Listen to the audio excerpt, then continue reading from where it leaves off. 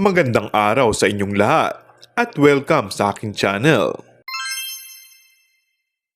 Nagsalita na ang aktor na si Sian Lim, kaugnay sa real score nila ng producer na si Iris Lee nang maitampok siya sa isang magazine article. Sa naturang artikulo, kinumpirma ni Sian na masaya silang nagde-date ni Iris. Nagsimulang umugong ang pangalan ni Iris bilang bagong babaeng nagpapatibok ng puso ni Sian sa showbiz-oriented vlog ni Ogie. Naispatan din ng ilang Pilipino na magkasama sa Thailand ang dalawa. Matatanda ang kagagaling lang ni Sian sa breakup.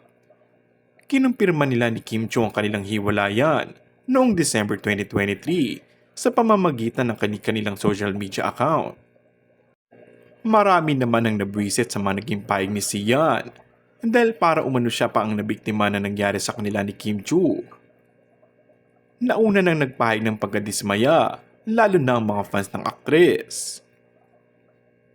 Samantala, ayon sa source, nakarating daw kay Paolo Avellino ang mga naging pahayag na ito ng ex ni Kim Chiu. Hindi naman daw ito nagustuhan ng aktor. Ayon pa dito, walang mali kay Kim. Maganda, matalino at successful ang career. Para sa aktor, hindi pagiging tunay na lalaki ang pagsasalita ng hindi maganda lalo pa sa tao naging malaking parte ng buhay mo. And that's all for our today's video. Kung bago ka lang sa aking channel ay mag-subscribe at pindutin na rin ang notification bell. Maraming salamat!